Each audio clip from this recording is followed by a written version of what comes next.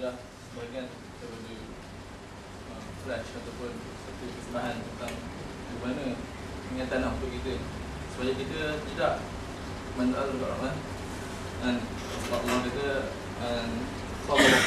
sabar wa qasir, Rasulullah kata celakalah dan rugilah man adraka Ramadan, barang siapa yang hidup sempat bertemu dengan Ramadan wala yughfarlah, dan tak diampunkan oleh Allah Subhanahu. Bayangkan sekarang ni letak dalam fikiran kita banyak dosa. Semua ni masalah. Banyak dosa nak dihapuskan. Dengan siapa-apanya untuk kita mendapat ganjaran syurga Allah SWT yang Allah kata lahum fiha ma tashtahi anfusukum wa lahum fiha ma tad'un. Dalam dia apa yang kamu nak, wa lahum fiha ma tad'un, dan apa yang kamu inginkan. Dan Allah kata wa in waladaina mazid, dan di sisi kami ada pertambahan. Apa pertambahannya? Melihat wajah Allah SWT yang selalu negatif sujud kepada Allah SWT. Dan tak ada jalan untuk kita dapat syurga Allah SWT kecuali kita menerusi ibadah sahar Ramadan. Sebab apa? Rasulullah SAW dan para sahabat dari ibadah sahar Ramadan dan mereka mendapat syurga Allah SWT. Mustahil untuk kita umat Muhammad SAW yang penuh dengan dosa dan umat akhir zaman hidup di akhir zaman dengan zaman fitnah, dengan zaman teknologi, dengan zaman internet, dengan YouTube, dengan zaman macam-macam krisis sosial. Kita boleh cakap ana boleh mampu masuk syurga Allah SWT tanpa ana memanfaatkan Ramadan. Tak ada cara lain. Barang siapa nak masuk syurga, maka dia tengok siapa yang dijanjikan oleh Allah sebagai ahli syurga. An'amallahu alaihim minan nabiyyin wasyuhada wasiddiqin wasyuhada'i wassalihin wa hasuna ulaika rafiqa. Pertama tengok Nabi. Semua Nabi mereka ada puasa mereka sendiri. Dan kita umat Muhammad SAW, Rasulullah berpuasa, dan kita lihat bagaimana baca fiqh siang bagaimana Rasulullah SAW berpuasa. Bagaimana Rasulullah SAW ketika akhir bulan Syaban, Rasulullah SAW berikan satu khutbah. Satu khutbah yang kita dengar hadis tersebut. Bayangkan bagaimana Rasulullah pada akhirnya setelah berkhutbah pada para sahabat. Satu hadis yang panjang. Waktu pada Rasulullah SAW di akhir lail min Syaban wa fi awwal lail min Ramadan. Adzallakumullah syahrun azimun mubarak. Dan datang pada kamu satu bulan yang padanya adalah bulan yang agung dan yang penuh dengan berkatan. Semalam ni anda akan meringkaskan penyampaian anda kepada tajuk iaitu Ramadan yang terbaik bagiku. Ini semua letak dalam dirinya. Ramadan kita adalah Ramadan yang terbaik akan kita lakukan untuk Allah SWT, bukan untuk sesiapa. Yang terbaik untuk kita lakukan untuk kita mendapat syurga Allah SWT. Man sama Ramadan imanan wa ihtisaban ghufira lahu ma taqaddama min dhanbihi wa ma taqaddama min dhanbihi. Barang siapa yang puasa pada bulan Ramadan iman dan dengan penuh keimanan dan dengan penuh ihtisab. Ihtisab ni mengharapkan ganjaran Allah SWT, mengharapkan pahala Allah SWT, mengharapkan syurga Allah SWT. Ghufira lahu ma taqaddama min dhanbihi. Allah SWT ganjarkan itu dengan pemberian, iaitu Allah ampunkan apa yang kita lakukan sebelum. Bayangkan apa yang akan kita lalui dalam sepanjang bulan Ramadan. Kemudian dalam khutbah Rasulullah pada malam terakhir tu, yang diriwayatkan oleh hadis yang oleh Salman Al-Farsi, bulan agung padanya malam lebih daripada apa? 1000 bulan, iaitu malam Lailatul Qadar. Dan kedua adalah yang Allah SWT wajibkan pada siangnya puasa, dan malamnya adalah sunat untuk bulan. Anda akan bentangkan satu, iaitu 6. Ada 6 ganjaran Allah SWT sediakan untuk kita berdasarkan hadis Rasulullah SAW yang perlu kita sama-sama dapat. Dalam Ramadan kali ini rebut 6 benda ni. Rebut 6 benda ni, insya-Allah kita akan mendapat syurga Allah SWT. Insya-Allah biiznillah. Insya-Allah. Takhayal. Cuba bayangkan benda tu kan.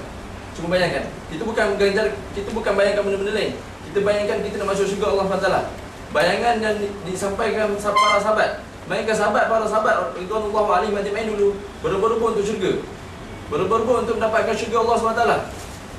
Sahabat sampaikan, Rasulullah kata, Bilal, aku dengar patut kau ada di syurga. Bayangkan sahabat buat amalan. Sahabat selalu jumpa Rasulullah, kita selalu baca hadis Rasulullah SAW, ayu afdal, ayu amal afdal, apakah amalan yang paling afdal? Sahabat selalu tanya, apakah amalan yang paling bagus? Sahabat bertanya, apakah amalan yang paling bagus? Dia tidak amalkan. Di manakah kita? Di manakah kita dalam kedudukan ini? Di manakah kita dalam syurga? Di manakah kita nanti dengan hisab Allah Subhanahu Wa Taala? Kita sebenarnya hidup dalam amal satu dunia yang akan balik. Kita ada kuliah syariah ke perubatan, kita akan mati. Minggu lepas, beberapa hari lepas sebelum kita tengah belajar baru, belajar Singapura meninggal dunia. Solat jenazah kat dataran kompleks. Nampak? Baru datang ke Mesir. Tahun lepas, pelajar baru, faham? Baru datang, tak masuk kuliah. Tak tansik nama apa lagi. Lintas jalan, meninggal dunia. Nampak? Maut tu datang dengan batlah, dengan tiba-tiba, tanpa sign. Mana tahu kematian tu datang malam. Mana tahu kematian tu datang pada malam Ramadan. Maka jadikan kematian kita tu dengan sebaik-baik kematian. Jadilah kita kaum yang mencipta kematian. Ganjaran yang pertama adalah al-maghfirah, keampunan. Bayangkan dosa kita terhapus. Buku, setiap kita ada buku amalan. Allah kata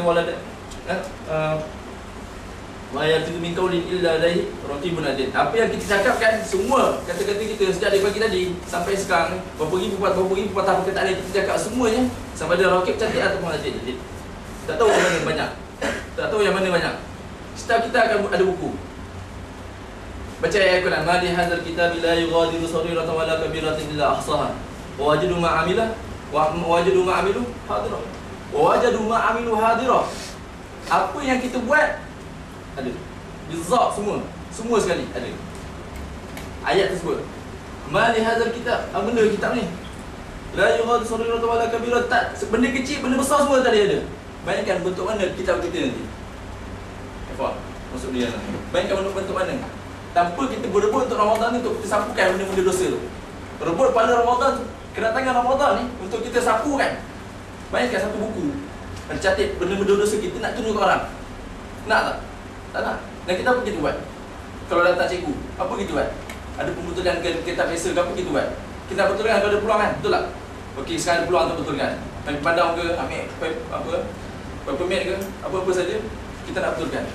Daftar ni, dia bukan sembarang buku, bukan SPM, bukan STAM, bukan Azhar, bukan Master, bukan apa. Buku kita sendiri. Yang akan kita duduk nanti, dan keadaan tu datang sampai datang mendatang kanan. Buku tu, bayangkan benda tu akan berlaku. Semua dari Quran. Bentuk Jasiyah, surah Jasiyah maksudnya apa? Al-Jasiyah, orang yang duduk macam tu. Berlutut. Al-Jasiyah maksudnya surah yang berlutut. Satu surah Allah kecil, kisah orang-orang yang berlutut. Semua manusia berlutut. Kecuali mereka yang ilama rahimallah, mereka yang selamatkan 7 golongan dalam bawah Rasya Allah SWT. Mereka berlutut macam ni. Lutut macam tu. Semua kita tak sebut selamat. Berlutut, tunggu buka amalan datang dari mana. Dari kanan, dari kiri, dari belakang. Bahaya, saat tu bahaya, paling bahaya. Lagi bahaya dari tahu nak keluar natijah kita nanti kan. Nak mata tansik keluar kita, keluar tansik dunia ke masalah ke mana. Lebih bahaya dari kekuasaan. Lagi dahsyat. Bayangkan benda tu berlaku dan kita nak tahu kan? Allah berikan peluang kita berdasarkan hadis Rasulullah SAW, hadis Bukhari. Yang hadis pertama, man shama Ramadan imanan wa ihtisaban, ala tu Rasul kata ghufira lahu ma taqaddama min dhanbi. Ghufira lahu ma taqaddama min dhanbi. Dihapuskan pahalanya. Bayangkan semua ulama tafsir hadis katakan, ulama hadis kata semua ghufira lahu ma taqaddama min dhanbi itu semua. Siapa yang puasa imanan wahtisaban, imanan maksudnya dengan penuh keimanan, maksudnya doa sebelum Ramadan tu, Syaban tu doa betul-betul. Masuk dia Ramadan, maghrib tu dia kata ghuraba, fatu bagi ghuraba, maksudnya bagi dan bagi mereka yang ghuraba apa? Orang yang asing-asing apa? Orang biasa lah Ramadan ni cepat maghrib lah, cepat cepat esok dah puasa, cepat-cepat pergi sana pergi sini, makan banyak-banyak apa? Ada pressure macam tu kan.